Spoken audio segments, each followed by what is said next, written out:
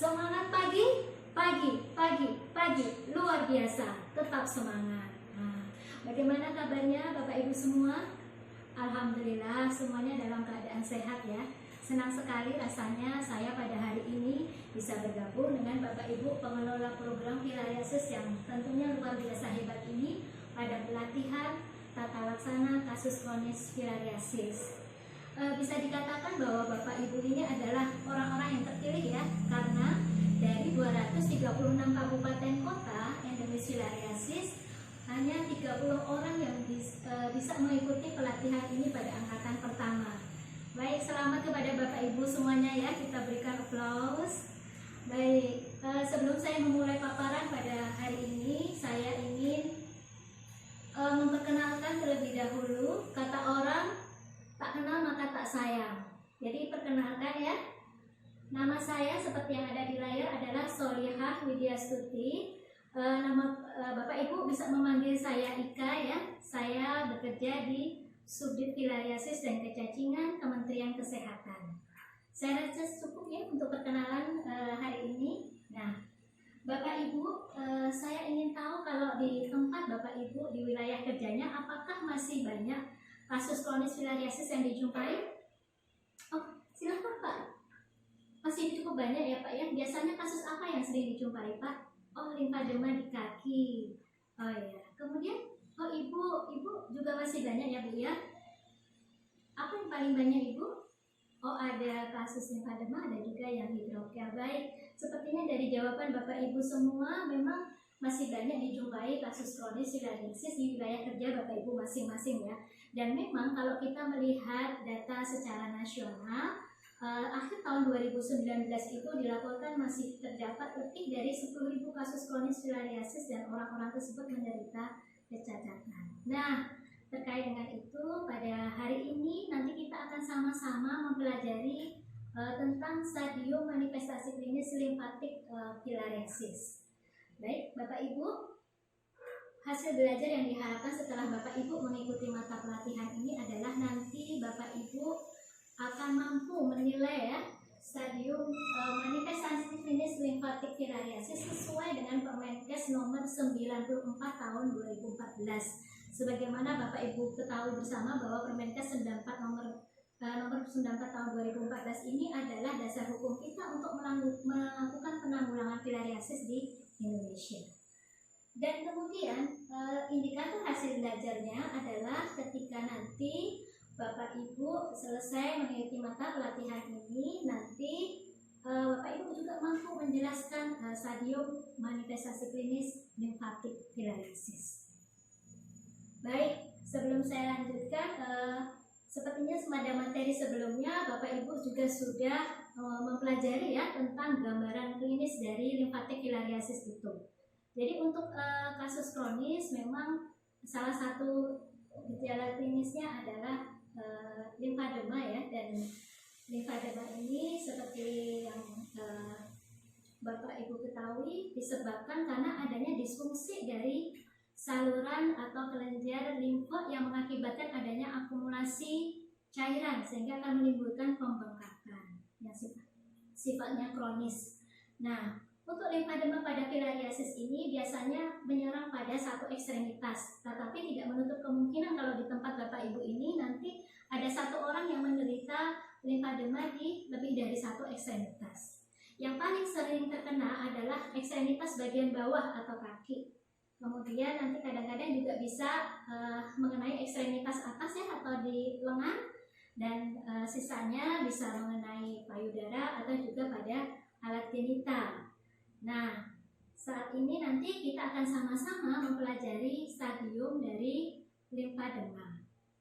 Ini ya, seperti tampak yang pada gambar, Bapak Ibu bisa melihat ya, ini adalah stadium yang pertama ya Bapak Ibu.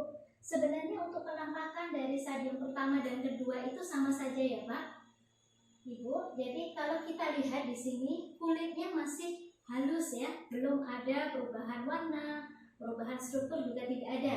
Tetapi di sini Bapak Ibu sudah mulai melihat adanya pembengkakan sedikit ya. Lalu apa yang membedakan antara stadium 1 dengan stadium 2? Jadi ini seperti yang di layar, Bapak Ibu bisa melihat ya, sampai yang di belakang bisa melihat jelas. Bagus sekali ya, jadi terlihat dengan jelas. Ini saya beri warna merah, ini adalah ciri khas dari stadium 1, yaitu pembengkakannya reversibel. Apa arti dari pembengkakan reversibel? Artinya begini, nanti kalau Bapak Ibu menemui kasus seperti ini, biasanya penderita kalau ditanya akan menyampaikan bahwa bengkaknya kalau siang hari mulai meningkat, kemudian sepanjang hari semakin meningkat, dan ketika setelah istirahat semalaman bangun tidur bengkaknya mulai hilang. Nah, itu yang disebut dengan pembengkakan yang sifatnya reversibel. Lalu kita lihat, tadi saya sampaikan gambarannya untuk stadium 2 ini hampir sama dengan stadium 1. Yang membedakan adalah untuk stadium 2 ini pembengkakannya sifatnya irreversibel. Apa yang dimaksud dengan irreversibel? Nah, kalau pada pasien stadium 2, dia akan mengeluh bahwa pembengkakannya sama ya, siang hari mulai terasa semakin bengkak sampai sepanjang hari, kemudian setelah istirahat semalaman, paginya bengkaknya tetap masih ada. Itu yang dimaksud dengan pembengkakannya irreversibel. Oh, ada yang bertanya, silahkan Pak. Bapak Adi, bagus sekali pertanyaannya Pak. Mungkin ada Bapak Ibu yang ingin menjawab pertanyaannya. Jadi Bapak Adi menanyakan kapan waktu yang tepat kita untuk melakukan pemeriksaan pembengkakan stadium 1 dan 2 ini. Ada yang bisa menjawab? Baik, ya. Terima kasih. Jadi memang untuk pembengkakan 1 dan 2 ini waktu terbaiknya adalah Bapak melakukan pemeriksaan ketika sore hari, karena pada saat itu pembengkakannya akan terlihat lebih nyata. Dan pada saat itu nanti Bapak Ibu bisa menanyakan kepada pasien ya, apakah kalau misalnya bangun tidur tuh bengkaknya masih atau hilang. Jadi di situ Bapak bisa menentukan itu adalah stadium 1 ataukah stadium 2. Jadi cukup mudah ya Bapak Ibu. Baik, saya lanjutkan. Di sini untuk stadium 3. Stadium 3 ini adalah seperti yang terlihat di gambar bahwa pembengkakannya sudah besar ya, dan mulai sudah ada timbul lipatan dangkal. Lipatan dangkal ini bagaimana cara kita memeriksanya? Yaitu Bapak Ibu bisa meminta penderita untuk berdiri, kemudian menggerakkan kakinya ya. Anggap tangan saya ini kaki ya Bapak Ibu ya. Jadi kakinya digerakkan. Nanti kalau kita bisa melihat dasar dari lipatan kulitnya, maka itu dinamakan sebagai lipatan dalam. Mudah sekali ya Bapak Ibu ya. Atau juga misalnya kalau Bapak Ibu menemukan garis-garis atau lipatan tipis yang mungkin kalau dalam keadaan normal itu tidak ada, maka itu juga bisa diindikasikan sebagai lipatan dangkal. Jadi ini ya ciri khas dari stadium 3, sekali lagi diingat adalah lipatan dangkal. Kemudian bisa saya lanjutkan ya. Baik, ini adalah stadium 4.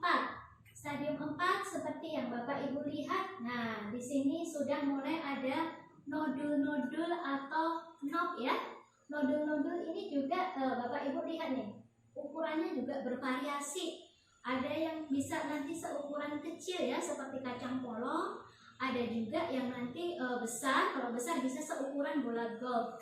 Dan nodul-nodul ini Bapak Ibu mudah sekali terbentur sehingga mengakibatkan lecet atau luka ketika penderita melakukan aktivitas fisik sehari-hari. Dan ketika timbul lecet atau luka, jika tidak dirawat dengan baik, maka itu bisa menimbulkan infeksi pada penderita ya. Dan Bapak Ibu juga lihat di kulit juga sudah mulai ada perubahan warna. Jadi biasanya kalau sudah stadiumnya mulai lanjut, maka kulit akan menjadi lebih tebal dan namun juga lebih rentan untuk terluka ya. Jadi kalau digaruk pun kadang juga bisa terjadi perlukaan. Jadi memang harus hati-hati. Sampai di sini ada pertanyaan? Bisa dilanjut ya Bapak Ibu? Baik. Selanjutnya adalah stadium 5. Di stadium 5 ya. Bapak Ibu bisa melihat ya, kakinya sudah mulai besar sekali ya. Kalau di stadium 5 ini ciri khasnya adalah adanya lipatan dalam. Bagaimana cara kita memeriksa dan mengatakan bahwa oh itu lipatannya dalam? Sama ya, jadi penderita kita minta untuk menggerakkan kakinya. Kalau ternyata kita ketika kakinya digerakkan kita tidak bisa melihat dasar dari lipatan itu, maka itu bisa dikatakan lipatannya adalah lipatan dalam. Nah, Bapak Ibu ada yang masih ingat tadi kalau lipatan dangkal stadium berapa? Betul sekali, kalau lipatan dangkal stadium 3, lipatan dalam adalah stadium 5. Nah, pada pasien dengan stadium 5 ini, karena kakinya sudah membesar, biasanya di antara jari-jari kakinya atau juga lipatan-lipatan dalamnya itu timbul manifestasi jamur yang nanti bisa menimbulkan bau yang menyengat atau tidak enak kalau tidak dilakukan perawatan ya.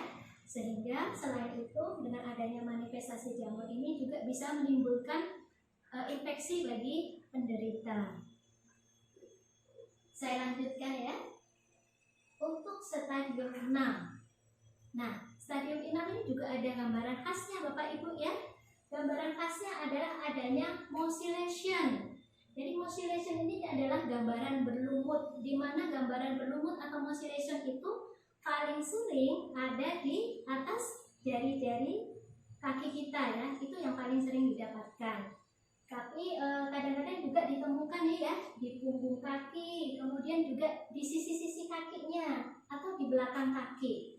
Nah, untuk moscillation ini biasanya tumbuhnya dia pendek. Gambarannya bisa tumbuh memanjang atau juga dalam bentuk bulatan-bulatan dan biasanya bergelombol.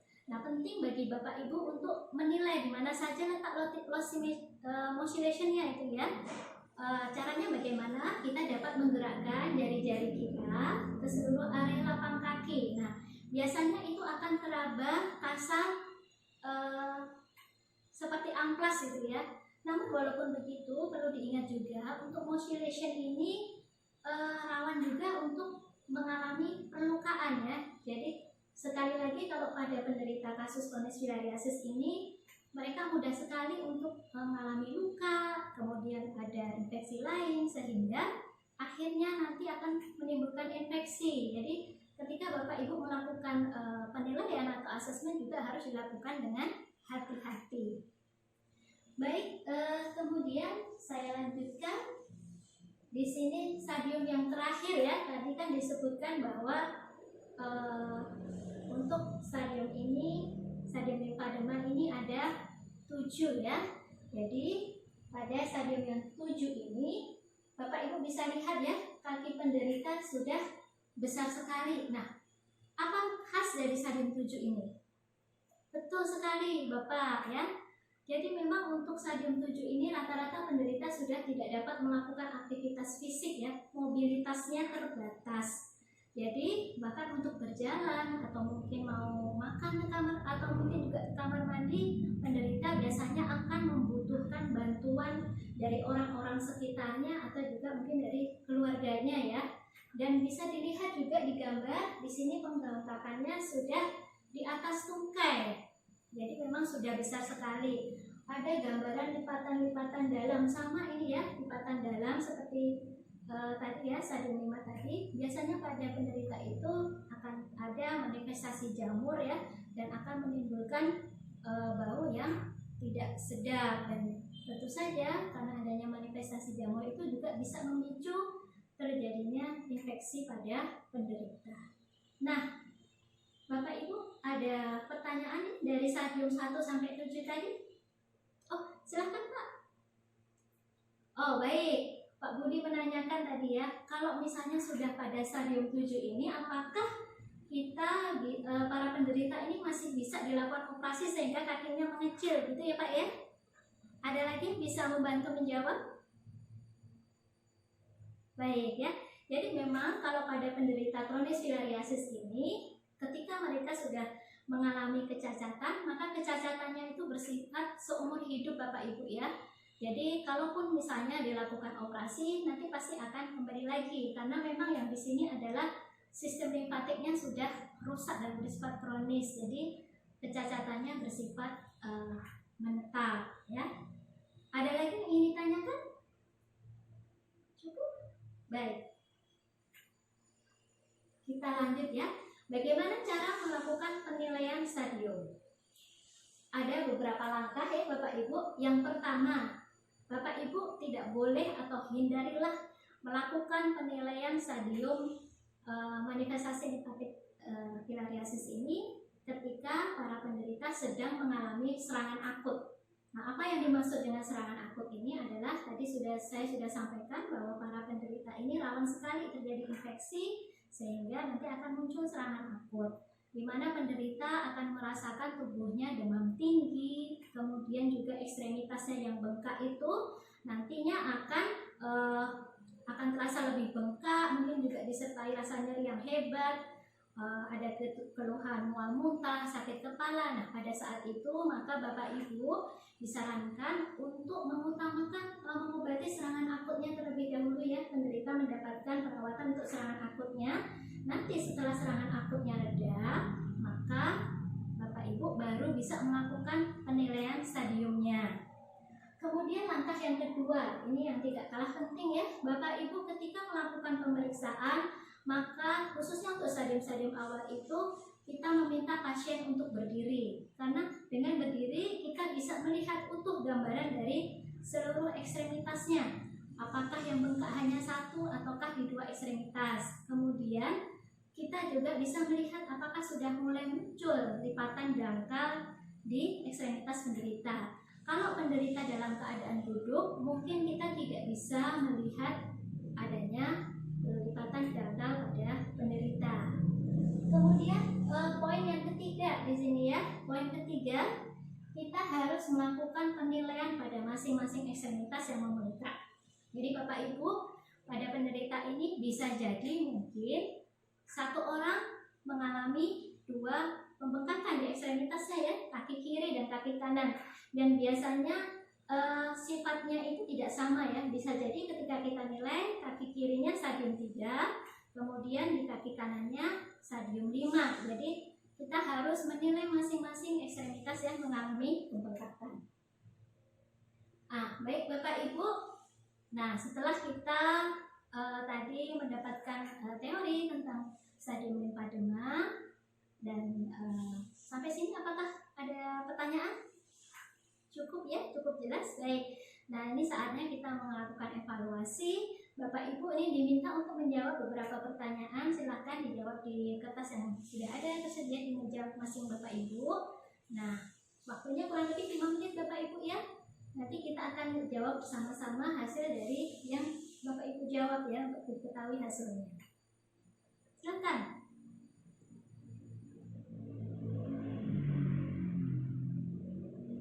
Baik ya, sudah dikerjakan, selesai. Untuk pertanyaan pertama coba kita jawab sama-sama ya. Untuk pertanyaan pertama ini apakah sudah ada yang bisa menjawabnya? Oh, silakan Pak. Ini pertanyaannya adalah kaki saya tetap bengkak ketika bangun pagi hari dan akan semakin siang semakin membengkak. Itu betul sekali. Stadium 2, beri aplaus untuk Bapak. Kemudian untuk nomor 2, nah ini ada gambar seperti ini, stadium berapa? Oh iya betul, sudah ada nodul-nodul, berarti stadium 4. Aplaus untuk Ibu Sari ya, silahkan. Kemudian untuk pertanyaan nomor 3, silahkan. Oh, sudah benar ya, sudah ada mucilation. Jadi tadi berapa? Stadium 6. Wah, sepertinya Bapak Ibu semuanya sudah hebat ya. Benar semua ya jawabannya. Alhamdulillah, udah terlihat ya dari tadi Bapak Ibu terlihat semangat mengikuti materi pada hari ini. Nah, sampailah kita pada simpulan. Jadi memang limfadema pada filariasis ini tadi biasanya mengenai unilateral dan ada pembengkakan kronis, ada perubahan struktur kulit dan juga perubahan warna kulitnya. Dan tadi stadium limfadema juga dibagi menjadi 7 ya. Dan penting bagi Bapak Ibu sekalian untuk menilai selalu stadium dari limfadema ini, karena Bapak Ibu nanti bisa mengikuti perkembangan dari penyakit yang ada pada penderita, serta Bapak Ibu bisa memberikan perawatan ataupun penyuluhan yang tepat kepada penderita. Nah, kemudian yang terakhir saya ingin menyampaikan, saya melihat bahwa Bapak Ibu setelah mengikuti mata pelatihan ini pastinya mampu ya bisa memberikan bantuan kepada para penderita kronis filariasis yang hidupnya kurang beruntung ya karena kecacatan yang mereka alami. Dan dengan ilmu yang Bapak Ibu peroleh ini setelah mengikuti mata pelatihan ini diharapkan nanti bisa meningkatkan kualitas hidup mereka menjadi lebih baik lagi. Saya yakin semua peserta di sini pasti bisa ya, dilihat dari semangatnya. Baik, demikian yang bisa kami sampaikan. Saya ucapkan terima kasih Bapak Ibu tadi sudah sangat antusias mengikuti mata pelatihan hari ini. Saya mohon maaf apabila ada kesalahan atau kekurangan selama penyampaian, dan saya berharap materi yang saya sampaikan ini dapat bermanfaat bagi kita semua. Sekali lagi terima kasih. Assalamualaikum warahmatullahi wabarakatuh.